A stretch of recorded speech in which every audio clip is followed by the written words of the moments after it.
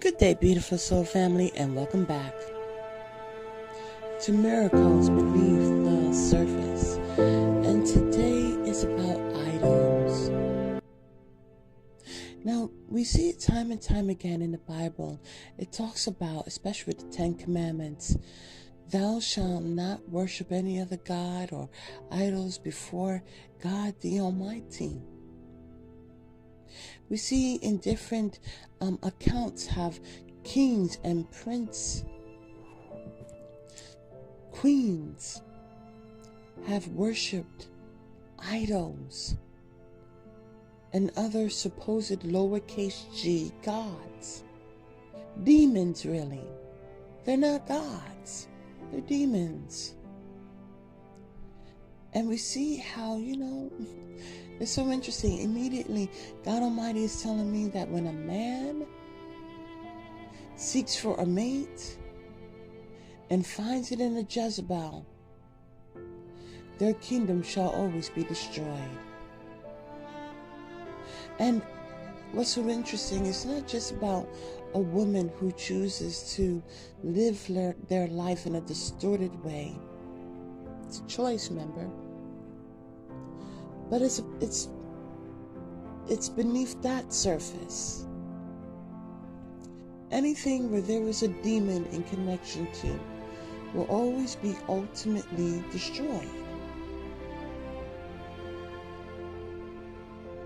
We see it time and time again how the children of God turn their backs against God the Almighty. They forsake God and they go according to the customs of the land. And well, those very customs that they turn to and embrace are the very things that destroys them. It's a system of God that is set up that will not fail. It is exact. Those who call out to the Lord, however, shall be saved.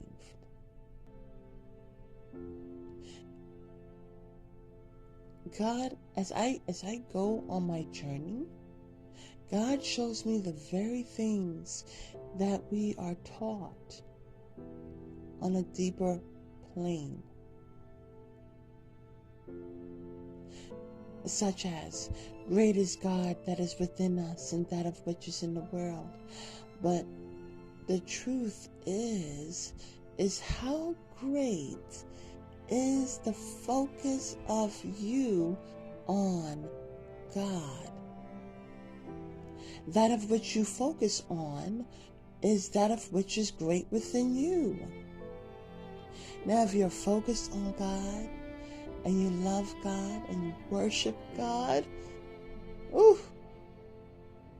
great is God that is within you. But if you're one that worships animes and video games, idols, entertainers, sports, ... you fill in the blank. If it is not of God, then it is that of which you focus on that is great within you. And every missile and every fiery dart that will come upon you will overtake you. But if great is God that is within you, then that of which is in the world, then no weapon that is formed against you shall prosper. It's important to pull down our idols. It's important, look, it is important to dismantle the words that we use, such as mine and ours. Those are possessive words. We must pull down the verbiage. We must pull down how we have been taught to utilize those words. We must let go of adopting things that are not ours. We must pull down these idols and not tuck them away to save them. We must pull them down and destroy them. What's so interesting is that in the Bible it shows about different accounts that it was decreed upon the king. Now, if the king said, pull down these idols, then that is what they did. Now, the thing about it is that we must understand that this is what God Almighty is telling us in the Bible. Pull down those idols and destroy them. Don't hold on to them, or you yourself will be destroyed. You see, what's so interesting is about these idols, their image, they're empty. If they take on any physical, if they're physical, right, they have no center. They're not real.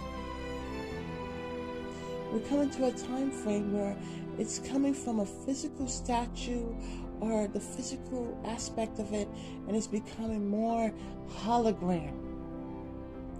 But it's still an image.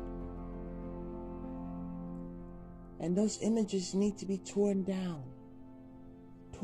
from the fabrics of our mind, torn down and physically crushed. Now the choice is yours. Have a beautiful and wonderful day. God bless.